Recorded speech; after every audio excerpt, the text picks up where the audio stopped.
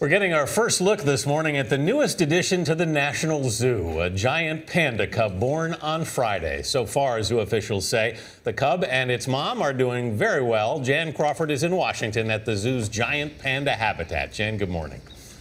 Well, good morning, Anthony, and good morning, Gail. The male panda here at the zoo has just come out for breakfast, but mom and baby, well, they're being kept away from the public so they can get some peace and quiet during these critical first few days. But you can just imagine the excitement around the zoo, and that's because the birth of any panda is an important issue for their survival of the species, as pandas are teetering on the edge of extinction. Weighing just under 5 ounces, the baby panda is about the size of a stick of butter. The cub was born at 5:32 p.m. on Friday and immediately scooped up by its mother, Mei Xiang. She's a wonderful mother. She's taking care of this animal. She's nursing anytime the cub cries. She tends to it right away. In a change for the zoo, the baby panda will be separated from its mom for checkups. The tiny pink furball got its first one on Sunday after zookeepers distracted Mei Xiang with food and honey water, then yanked the cub out of her arms. I was able to feel the head of the cub, slip my hand over on top, just grab a hold of it and pull it right out.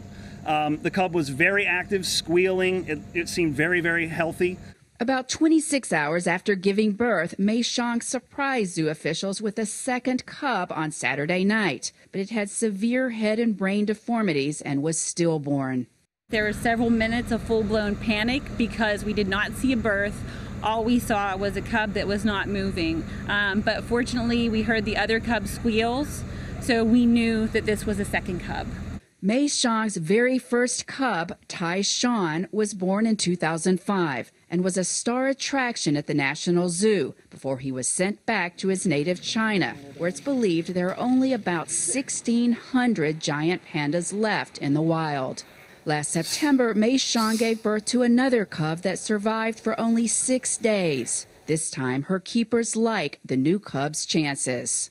We talk about it being very active. We talk about being very pink. We are very hopeful that this cub is healthy. Now, mom and baby are being monitored around the clock by a team that includes a panda baby specialist who was flown in from China. They're not going to know the gender of this cub, though, for a couple more weeks, or the identity of the father. Mei Xiang was artificially inseminated by Panda, 2 different male pandas. And in keeping with Chinese tradition, the baby cub will not be named until it's 100 days old. Anthony and Gail. All right. They're so funny looking when they're born. Thank you, Jan. Thank you very much.